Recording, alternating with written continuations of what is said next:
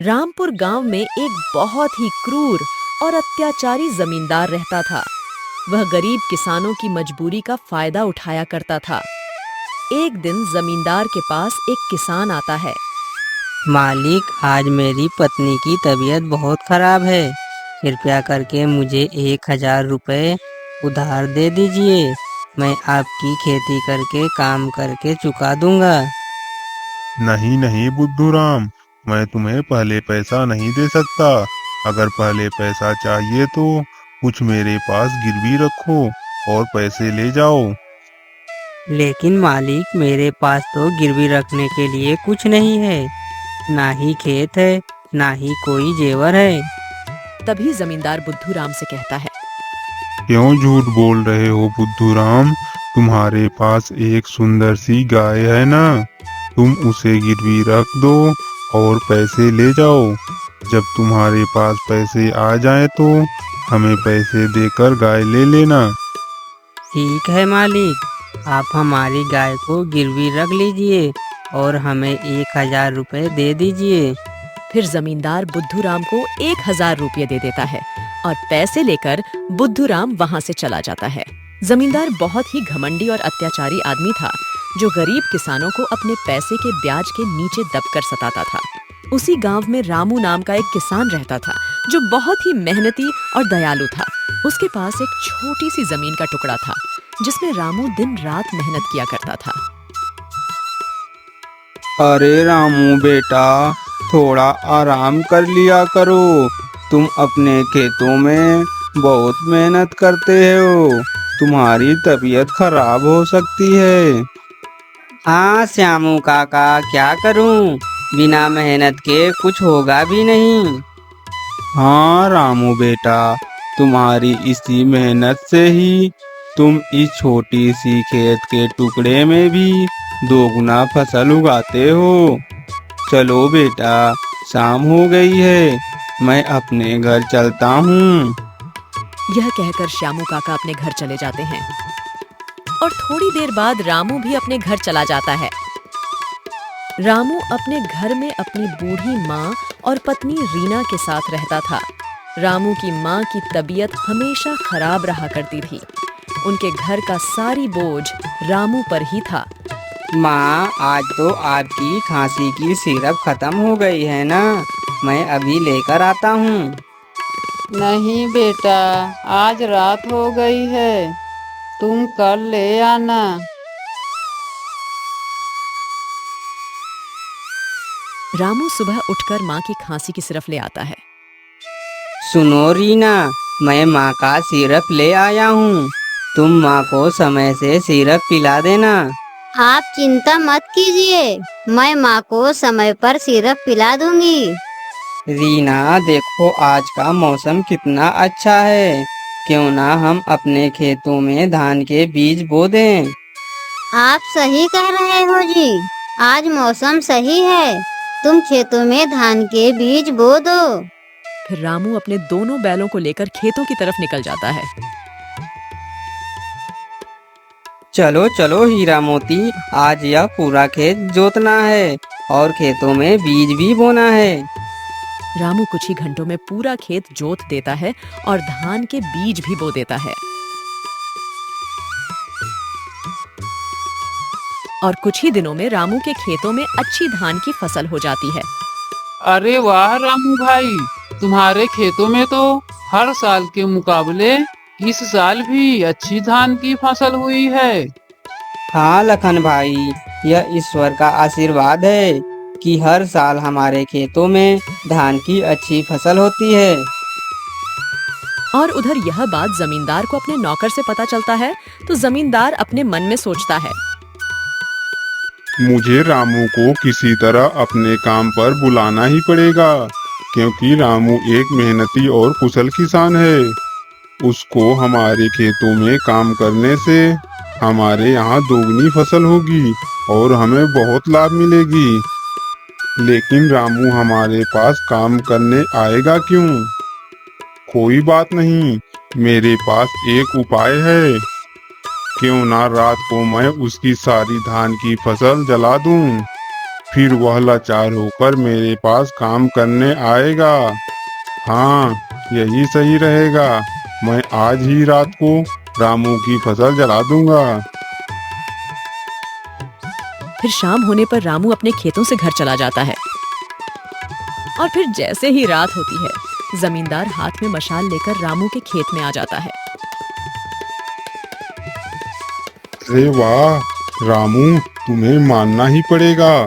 तुमने इतनी छोटी सी जमीन के टुकड़े में कितनी अच्छी धान की फसल उगाई है। इतना बोलकर दुष्ट जमींदार रामू की धान की फसल में आग लगा देता है और वहां से चला जाता है।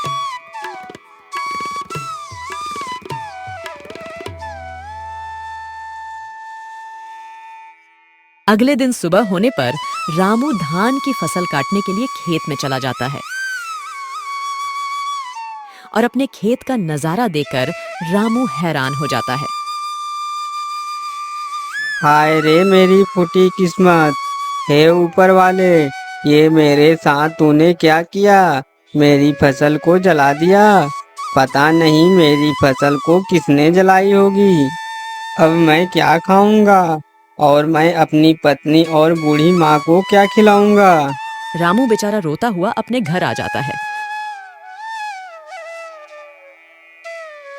और सारी बात अपनी बूढ़ी माँ और अपनी पत्नी रीना को बता देता है।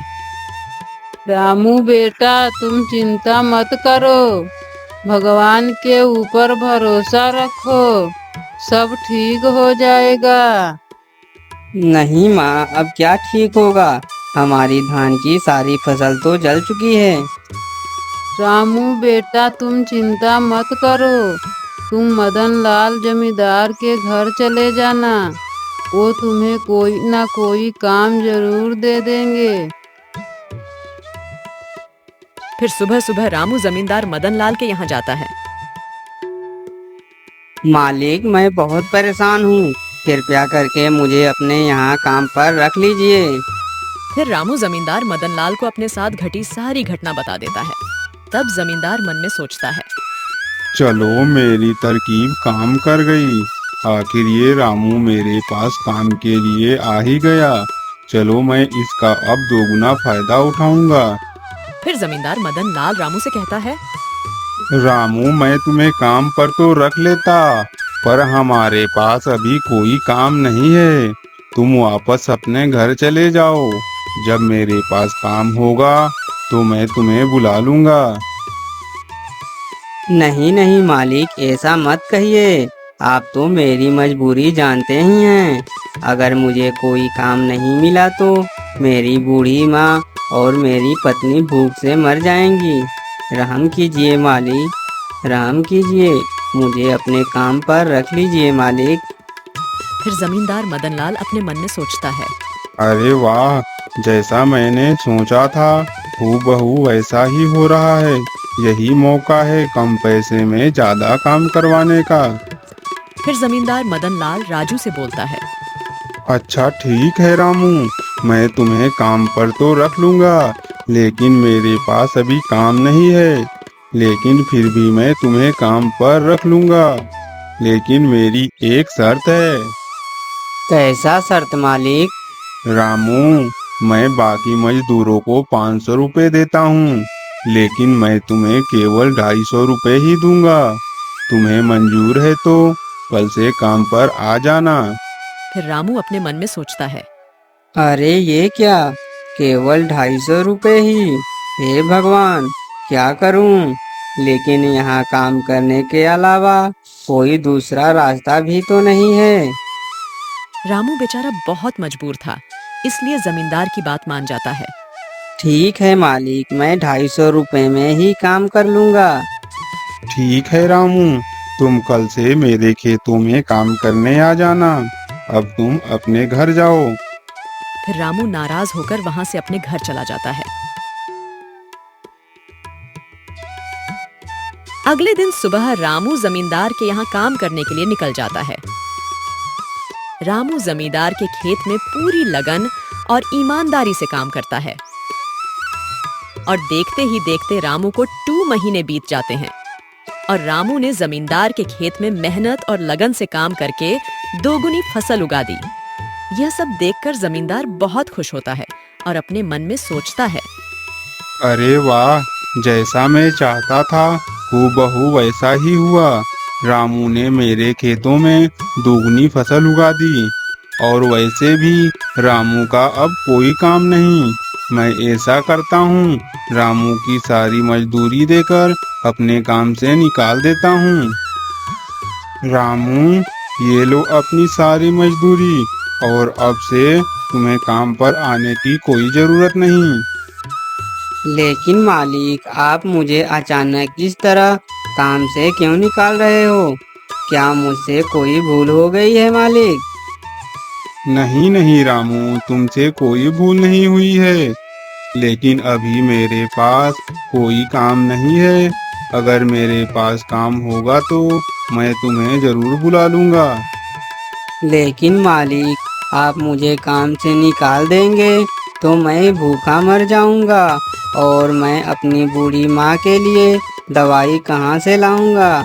मुझ पर रहम कीजिए मालिक, मुझ पर रहम कीजिए। लेकिन दुष्ट जमींदार रामू की एक भी बात नहीं सुनता और उसे वहां से भगा देता है। तो रामू दुखी होकर अपने घर आ जाता है।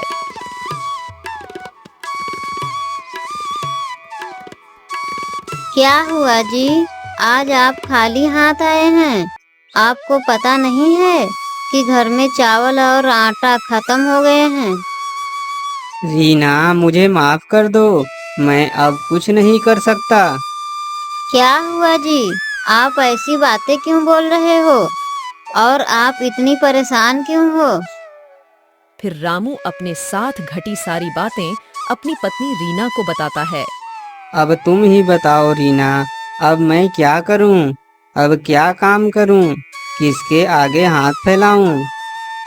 अरे आप परेशान मत होइए, हम लोग आज भूखे पेट ही सो लेंगे। वैसे भी मुझे आज भूख नहीं लगी है। और आप हार मत मानो और आप कल फिर जमींदार मदन लाल के पास जाना, हो सकता है तुम्हें कोई काम दे दे। फिर अगले दिन सुबह रामू जमींदार के यहाँ जाता है। चलो सुबह हो गई, थोड़ा अपने खेतों की तरफ से घूम कर आते हैं। इतना कहकर जमींदार घर से वो बाहर आता है और देखता है कि रामू घर के बाहर खड़ा है। अरे रामू, क्या हुआ? तुम इतनी सुबह सुबह यहाँ क्या कर रहे हो? मालिक, मैं आपसे ही मिलने आया था। मालिक, अगर मुझसे कोई भूल हो गई हो तो मुझे माफ कर दो मालिक, लेकिन मुझे काम पर रख लो, वरना मेरा परिवार भूखा ही मर जाएगा मालिक। अरे रामू, तू कितना बेशर्म है। मैंने तुझको कितनी बार मना किया है कि मेरे पास कोई काम नहीं है, फिर भी तू यहाँ चला आता है। तेरे अंदर कोई शर्म है या नहीं है? मालिक, मुझे शर्म तो आती है, लेकिन जब मैं अपने परिवार को भूखे पेट सोते हुए देखता हूँ तो मुझे खुद की बेइज्जती उसके सामने कुछ नहीं लगती। लेकिन मैं तुझे कोई काम नहीं दे सकता, चल भाग जा यहाँ से। इसी तरह कुछ दिन बीत जाते हैं और अत्याचारी जमींदार रामू को भला बुरा कहकर रोज भगा देता है। लेकिन रामू रोज सुबह काम मांगने के लिए जमींदार मदन लाल के यहाँ आ जाता है। रामू, मैं तुझे आखिरी बार समझा रहा हूँ, चल जा यहाँ से, नहीं तो तेरे लिए अच्छा नहीं होगा। मैंने एक बार बोल दिया कि मेरे पास काम नहीं है, लेकिन फिर भी तू आ जाता है। फिर रामू बेचारा वहाँ से चला जाता है। हे भगवान, मैं तो इस रामू से परेशान हो गया हूँ, लेकिन यह तो सुधरने का नाम ही नहीं ले रहा। मैं यहाँ से कुछ दिनों के लिए अपने रिश्तेदार के यहाँ चला जाता हूँ और इससे पीछा भी छूट जाएगा। फिर सुबह होने से पहले जमींदार मदन लाल अपनी पत्नी को लेकर रिश्तेदार के यह जाने के लिए घर से निकल जाता है और सुबह होते ही रोज की तरह रामू जमींदार के यहाँ आ जाता है। लेकिन जमींदार का दरवाजा बंद होता है। अरे ये क्या, जमींदार जी का दरवाजा तो बंद है। लगता है कि जमींदार जी कहीं बाहर गए हुए हैं। मैं ऐसा करता हूँ, यहाँ बैठकर जमींदार जी का आने का इंतजार करता हूँ। इतना बोलकर रामू वहाँ रखे चारपाई पर बैठ जाता है। तभी कुछ डकैत जमींदार के यहाँ आ जाते हैं। अरे वाह रामकिशोर भाई, आज तो अत्याचारी जमींदार घर पर नहीं है। आज बहुत अच्छा मौका है। चलो आज इस जमींदार की सारी दौलत लूट लेते हैं। लेकिन इन डकैतों की बात रामू सुन लेता है। अरे कौन हो तुम दोनों और यहाँ क्या कर रहे हो? क्या लेने आए हो यहाँ पर? अरे बेवकूफ, तुझे दिखाई नहीं देता क्या? हम लोग यहाँ डकैती करने आए हैं और तू भाग जा यहाँ से, नहीं तो तेरे लिए अच्छा नहीं होगा। नहीं नहीं, हमें यहाँ रहते हुए तुम लोगों को जमींदार जी के यहाँ डकैती नहीं करने दूंगा। अच्छा, तो तू ऐसे नहीं मानेगा। अभी तुझे हम दोनों मजा चखाते हैं। डकैत इतना बोलकर रामू पर टूट पड़ते हैं और उसे मरने लगते हैं। डकैत आ गए हैं, कोई मुझे बचाओ, नहीं तो ये मुझे मार डालेंगे। कोई मुझे बचाओ, बचाओ। रामू की चिल्लाने की आवाज सुनकर कई लोग वहां आ जाते हैं और तभी वह डकैत वहां से भाग जाते हैं। लेकिन बेचारा रामू बहुत बुरी तरह घायल हो जाता है और कुछ दिन बीतने के बाद अब तो मुझे यहाँ आए काफी दिन हो गए हैं। अब मुझे अपने घर चले जाना चाहिए। फिर जमींदार मदनलाल अपने घर आ जाता है। अरे वाह, जैसा मैंने सोचा था वैसा ही हुआ। अब मेरा रामू से पीछा छूट ही गया। और कुछ दिन बीतने के बाद अरे यह कैसे हो सकता है? आज भी रामू नहीं आया। लेकिन ऐसा कैसे हो सकता है? रामू इतनी जल्दी हार मानने वाले में से नहीं है। हो सकता है वह किसी मुसीबत में पड़ गया हो। चलो उसके घर जाकर देखता हूँ। इतना कहकर जमींदार मदनलाल रामू की घर की तरफ निकल जाता है। अरे सुनो सुरेश, रामू कहाँ पर है? वह आजकल दिखाई क्यों नहीं दे रहा है? अरे जमींदार साहब, अब मैं तुम्हें क्या ही बताऊं? आप तो बर्बाद होते होते बच गए। अरे सुरेश, साफ साफ बताओ, तुम क्या कहना चाहते हो? मुझे कुछ समझ नहीं आ रहा। फिर सुरेश पिछले दिन बीती हुई सारी बातें जमींदार को बता देता है। यह सुनकर जमींदार हैरान हो जाता है। जमींदार साहब, रामू एक नेक दिल इंसान है। कृपया करके उसे अपने काम पर रख लीजिए। उसने आज तक किसी का बुरा नहीं चाहा। नहीं सुरेश, हमसे बहुत बड़ी गलती हो गई है। मुझे जल्दी से रामू के पास ले चलो। जमींदार जैसे ही रामू के घर जाता है, वह देखता है कि बेचारा रामू पूरी तरह घायल हो गया है। रामू, हमें माफ कर दो। हमने तुम्हें बहुत परेशान किया है। जिस आदमी को हमें गले लगाना था, मैंने उसी आदमी को कष्ट पहुंचाए। मुझे माफ कर देना रामू। नहीं नहीं मालिक, आप हमसे माफी क्यों मांग रहे हो? ये तो मेरा कर्तव्य था। रामू, कल से मेरे यहाँ काम पर आ जाना और तुम हमेशा हमेशा के लिए मेरे यहाँ काम करोगे। अब मैं तुम्हें काम से कभी नहीं निकालूंगा और तुम ही मेरे सारे कारोबार को संभालोगे। फिर जमींदार रामू को कुछ पैसे देकर वहां से चला जाता है।